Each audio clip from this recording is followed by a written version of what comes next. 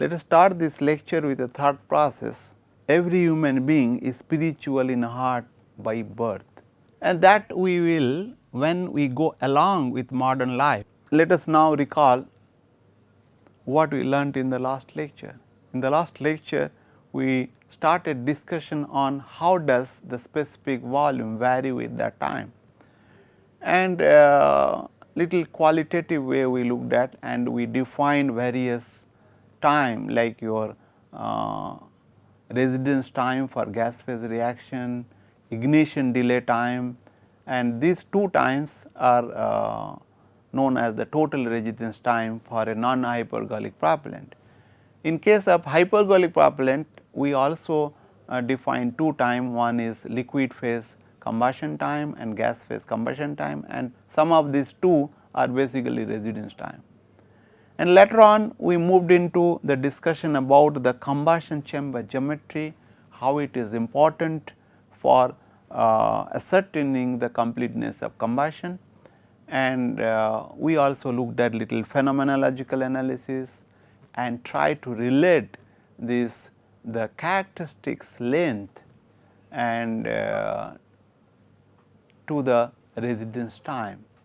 The ratio of characteristics length and characteristics velocity is a function of both the time, that is ignition delay time, and the gas phase, that is the residence time. But we try to relate those things and find out a relationship which can be utilized for design purpose at least.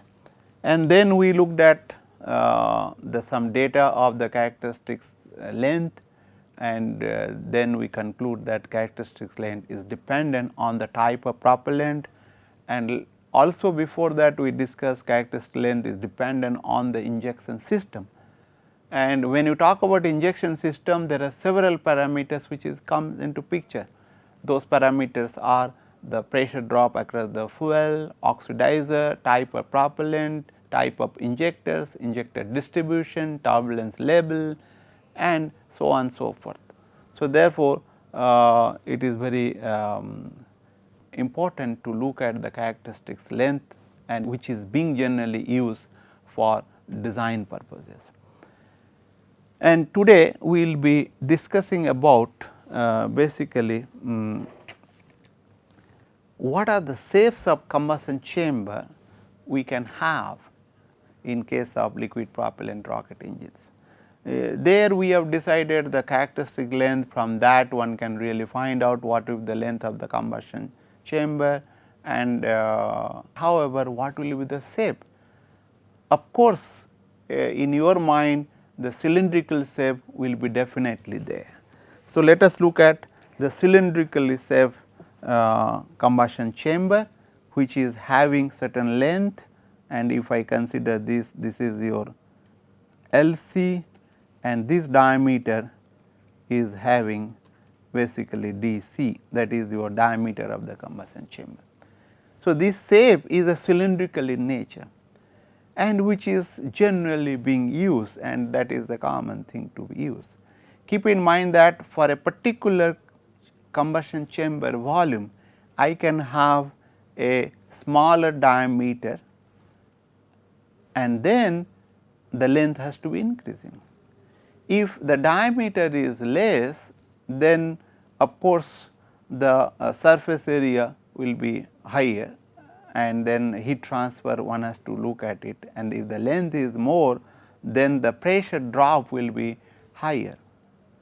And however, this smaller diameter combustion chamber of cylindrical in shape can really withstand the high pressure and gas, so that the thickness requirement of this cylinder will be lower as compared to the bigger diameter combustion chamber. And there are several parameters which will be affected by the proper selection of the combustion chamber. In other words, the shapes of the combustion chamber affect the pressure losses, as I told, and so also the heat transfer, because the heat will be transferring through the wall and also this thing. So, this heat transfer also will be affected by the shape. And combustion instability, the length is higher. People say that the maybe it is subjected to some axial oscillation of the pressure, and then one can get the combustion instability, and the length will be higher, the weight will be higher, and also the reliability will be good provided the smaller diameter. So that this thing, and if when the length is higher, then the cost also will be higher, and so also.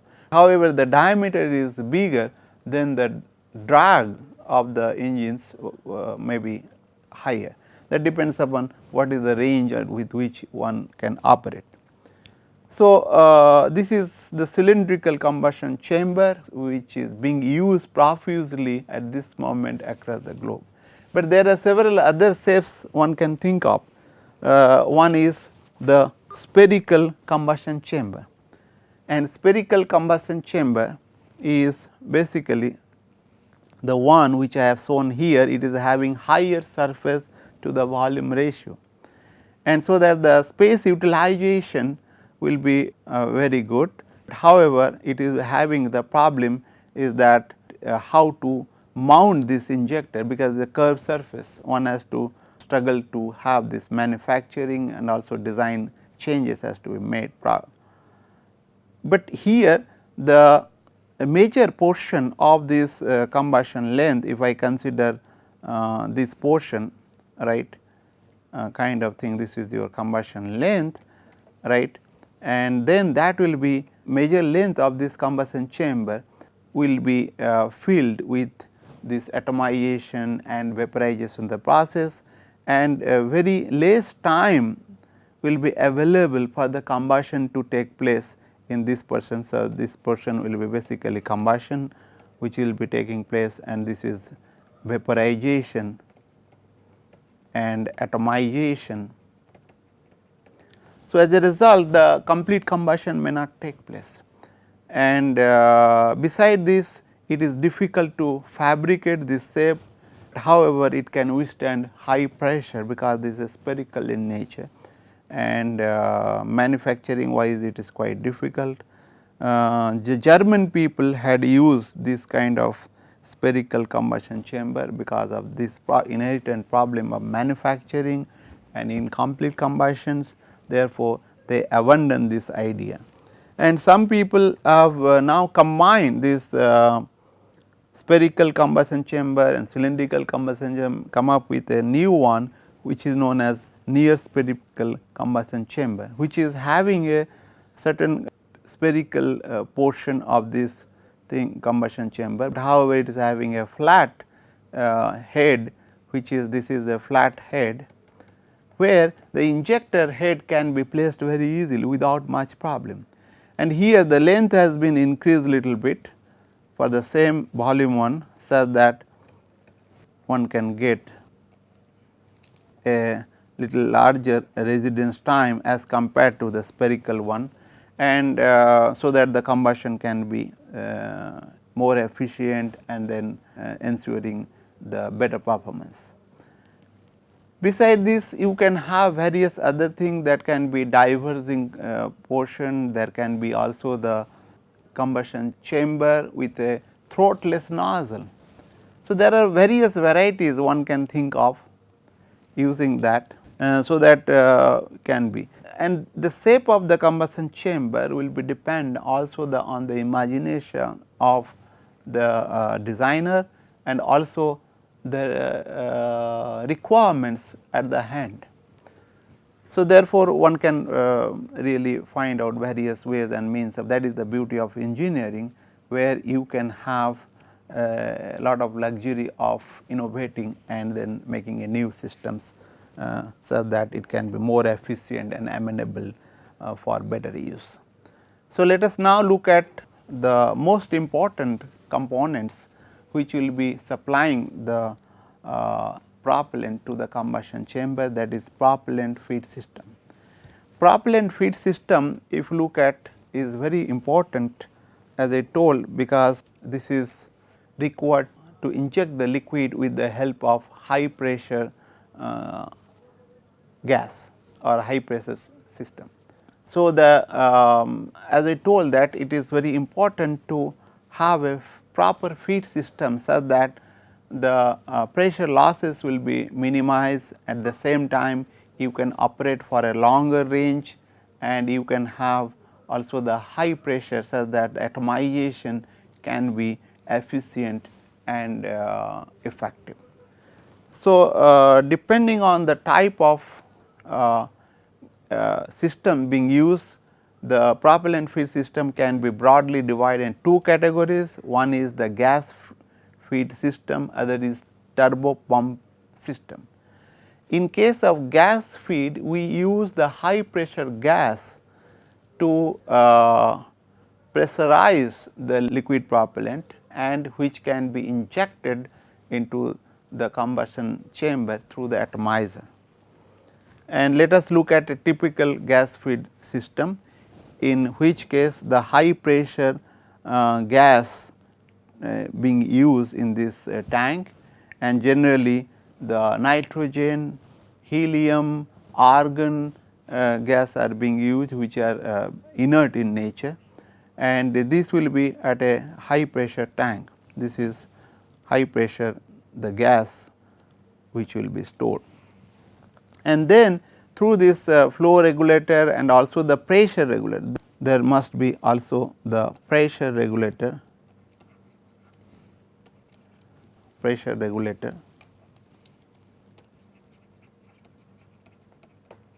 which must be used such that the constant pressure can be maintained at the downstream of the this valve, such that the liquid can be expelled into the combustion chamber at a constant pressure. Keep in mind that this is the gas which will be coming to this, and there might be a separator, a diaphragm kind of thing,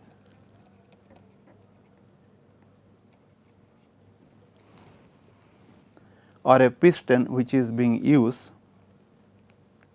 and that will be forcing the liquid into the expel into this cylinder, and this is your injector head, and then there might be spread, and this is similar things will be also used for the liquid line. This is your liquid fuel line.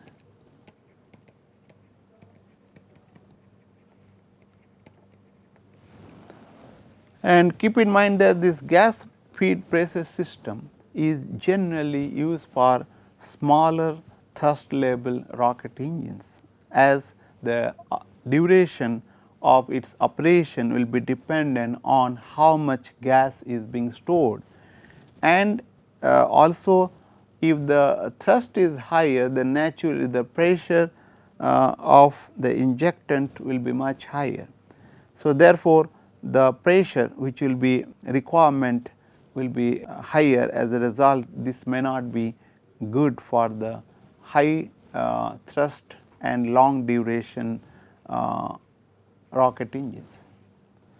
And another one is basically known as the turbo pump feed system.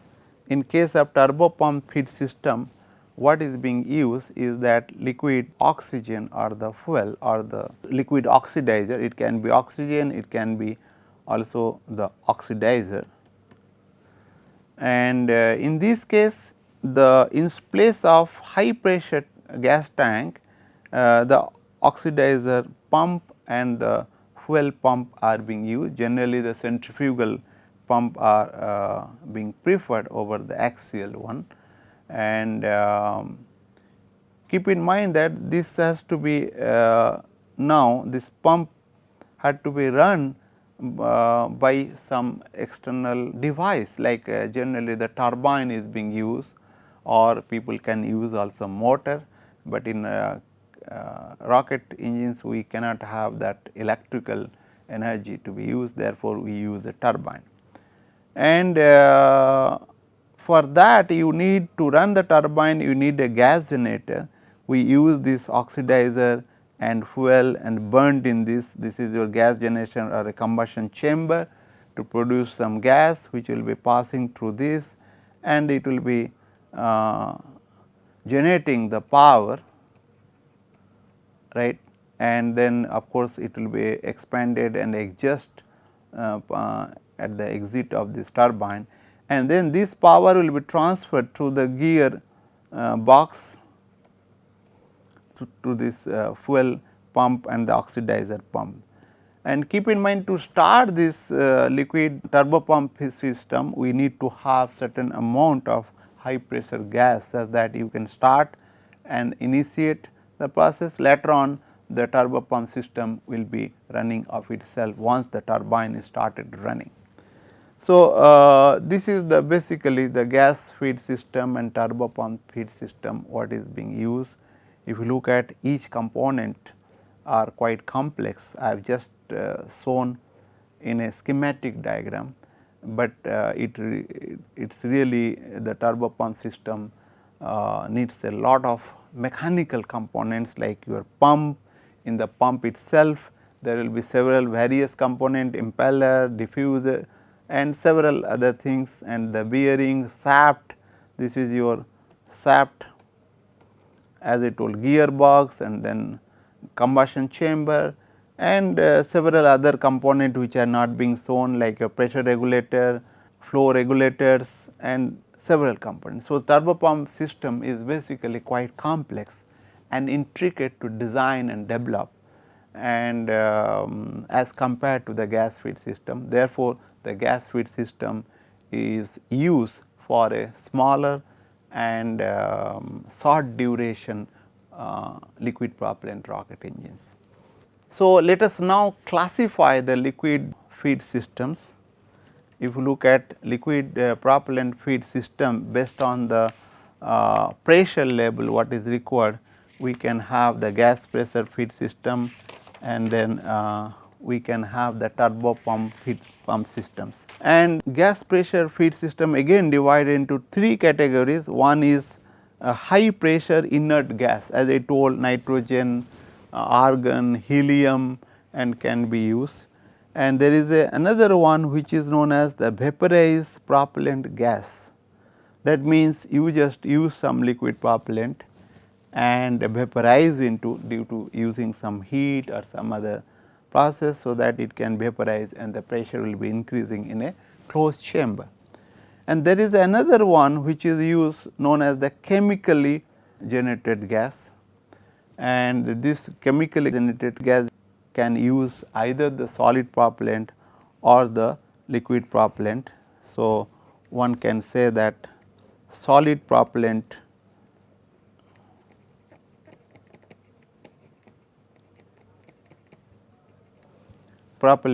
gas feed system, in which the solid propellant is burned and the gas being produced in a constant volume chamber, such that the pressure will build up and that can be utilized for pressurizing the liquid propellant. And similarly, you can have a liquid propellant gas feed system, liquid propellant gas feed system, gas pressure feed system, right. So, I can write down GPFS. And turbo pump system can be again divided two categories. One is pump, other is turbine, and pump can be of multi-stage impeller, it can be single stage impeller, it can be two stage impeller, it can be three stage, various stages can be used depending on the pressure level requirement. And turbine, it can be hot gas turbine, it can be chemically generated gas turbine. And these turbo pump systems can be divided into various categories, and we will be discussing three of them. One is gas generator, other is your stage combustion, and the third one is your expander type turbo pump systems. So, therefore, one can also divide this gas liquid feed system into various categories. Only due to the paucity of time and complexity, I will be not discussing about them. So, let us now look at a question might be coming to your mind, what are the advantages of the pump feed system. So, advantage one is better flexibility in operation. and like your gas pressure feed system, once it is operated you cannot really change it. You can control the flow rate, you can have a better flexibility in operation, and you can get a very stable pressure range. But in case of the gas pressure feed system, whenever the pressure of the gas chamber will be receding, then the pressure will be falling down. Of course, the pressure regulator will control the pressure to some extent, not beyond certain point. And also the smaller volume requirements is really can be made for the turbopump systems, particularly for higher thrust level rocket engine, and you can have a higher power to weight ratio for a turbopump system. So, therefore, the turbopump system is being used particularly for high pressure, high thrust level rocket engine for longer duration. And keep in mind that in the gas pressure feed system you can be hot gas pressure system, because by heating it will be its pressure can be increased such that you can have a compact and better pressure feed systems, which will be not discussing at length, but maybe I will little bit talk about it while analyzing that. So, let us now look at the analysis of the gas pressure feed system. We will be using a very simple analysis, and let us consider a typical gas pressure feed system. So, there will be a gas tank where the inert gases are being stored at a high pressure. Let us say this is P naught is your initial pressure, temperature T naught is the initial temperature of the gas in this high pressure gas tank, and the mg is the mass of the gas which is stored in the initial state. And there is of course at a certain pressure regulating valve, and also this is on and off valve or the control valve, and this is your gas feed line. Keep in mind that this is a liquid which has to be pressurized or pushed through the rocket injector such that it can be atomized. And in this free volume where the gas will be coming and trying to push this diaphragm or a piston, whatever it is being used, that pressure or the pressure will be remaining constant, that is Pp.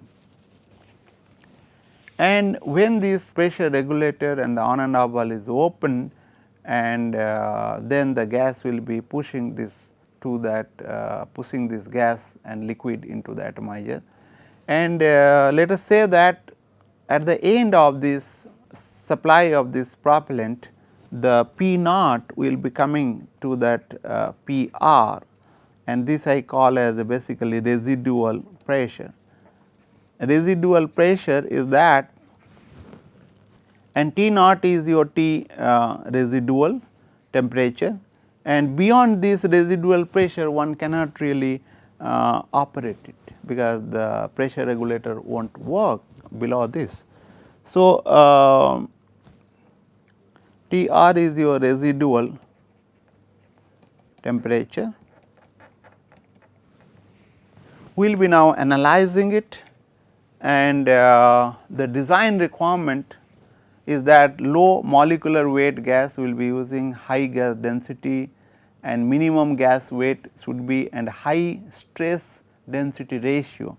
That is the design requirement one has to meet, and while designing this gas pressure feed system. Let us now look at how we can estimate the pressurizing gas mass. So, for that we will make some assumption, and we will consider the gas is behaving as an ideal one, and in this case we are saying that the mass in this pipe is negligibly small, and let us consider this is your system. This is your system in this thing. This is a cylinder, this is a cross section of the cylinder I have shown you, and in a 2-dimensional figure, and keep in mind this is my system. And if you look at the gas will be getting into this, and then of course, the pressure downstream of this pressure regulator will be remaining constant. So, we are not bothered. And to start with, the energy which will be there in this gas tank at the condition of T naught, P naught, and then amount of gas is mg at the initial state, or the time is equal to 0. You can think about that. So, the assumption we can make basically, one is that your ideal gas law,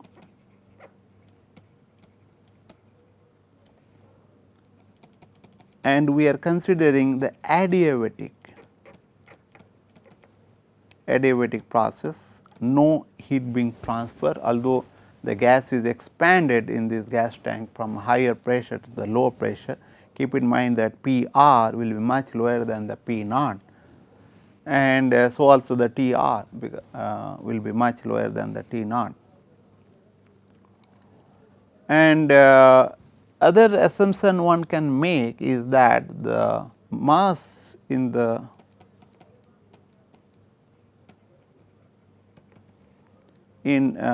pipe is small, quite small, to be neglected.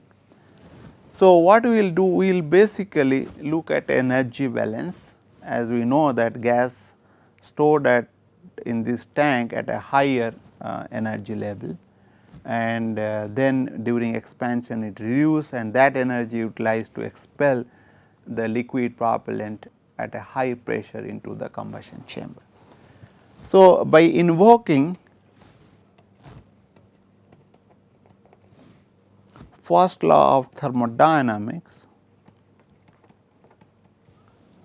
to this system, we can have basically change in internal energy between the two states. One is the initial state, other is the final state, that is when it will be attaining the residual pressure and residual temperature, is equal to basically dW. Keep in mind that the energy will be reduced, therefore, the change in internal energy is negative, and this is your work done. This is your work done by the gas, and this is your internal energy. U is your internal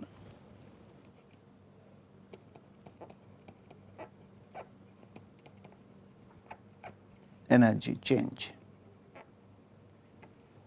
So, this equation we can call it as a basically equation 1,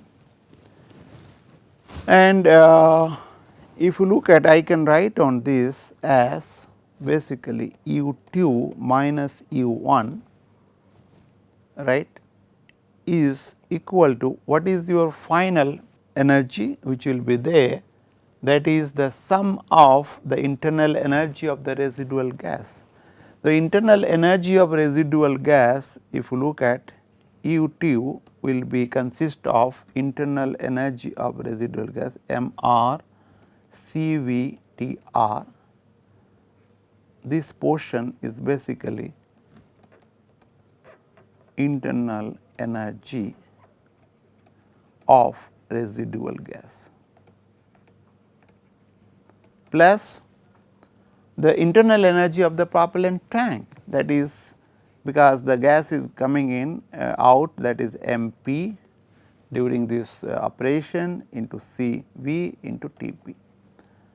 This is your internal energy of the thing. So, therefore, we can write down this MR CVTR plus MP CVTP minus U1 will be the initial internal energy of the gas in this pressurized tank.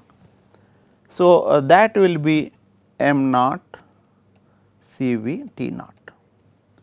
is equal to basically the work done, that is P P and V P, and V P is your volume and P P is your propellant pressure which will be achieved by this gas tank. That is the work done by pressurizing tank in expelling the propellant, that is P P V P. I can say this is your equation 2. By your ideal gas, we know by using ideal gas law, we can get M P is nothing but your P P V P, that is the volume, into this R is your specific gas constant and T P. Similarly, I can also find out M R is nothing but P R V naught, that is your initial volume V naught, which is remaining constant as such, and this is R T R. Now, I can write down this equation 2 as that is your M R. In place of M R, I can write down P naught V naught R T R C V T R plus M P is equal to P V P R T P C V T P minus M naught, and I can write down this plus P P V P is equal to M naught C V T naught. Keep in mind that I can cancel this out, I can cancel this out. Now, I can divide this thing by C V T naught, C V T naught, and also 1 over C V T naught. So, if you look at this, cancel it out. Let us simplify it little further, and then I can write down this is your P R V naught by R and C V, and I can divide it by C V T naught. So, this C V will be cancel it out, and then I can write down this P P V P R C V into 1 by C V T naught. So, this will cancel it out, and plus I can write down this is P P V P and C V T naught. I can make it in the numerator denominator both R, and keep in mind that this is equal to M naught. So, I can look at this now. The M naught I can write down as if you look at, I will take this P P V P and R T naught common. If I take this P P V P R T naught common, I will get here in this term, this is nothing but your R about C V, plus if I consider this P P V P R T naught, this will be 1 plus this term, what I will be getting is P R V naught R T naught. Keep in mind that the V naught is basically by ideal gas law R T naught, M naught R T naught divided by P naught. So, if I put this in place of V naught here, if I will put this M naught R T naught by P naught, this R T naught will cancel it out, and I can take this term into the left hand side, then I will get M naught is basically 1 minus P R by P naught, is equal to, and this keep in mind that this is nothing but your gamma, we know from the ideal gas law. So, therefore, this will be P P V P by R T naught, this is basically gamma. So, therefore, we can write down m naught is P P V P divided by R T naught gamma 1 minus P R divided by P naught. This is my expression 3, and this is the expression for the mass of the pressurizing gas that must be stored in the gas tank. So, if you look at this equation, there is a one term here, at what indicates is that this is the mass of the gas required to be expelled isothermally. This is isothermal expansion, and this is the pressure through which adiabatic expansion will be taking place. This is basically, this term is adiabatic expansion. Keep in mind that neither the isothermal nor the adiabatic expansion will be taking place, but we have considered this analysis to be ideal and it will be in between rather.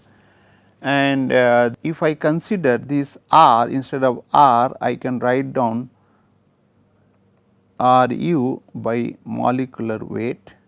So, you can find out that m naught is basically will be decreasing when molecular weight of the gas will be decreasing. That means, if we use helium in place of nitrogen, then naturally the mass of the gas for will be reduced for providing the same pressure level, and the mass of the gas for the providing the same pressure level also will be reduced when the T naught is increased. Therefore, that means initial temperature can be increased. That is why the hot gas pressure tank is being used. That means, one has to heat the gas pressure by various means, which we will be not be discussing.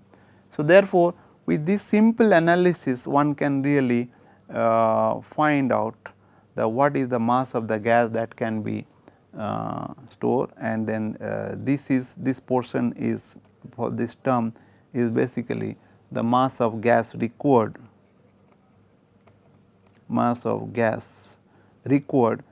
during the isothermal expansion.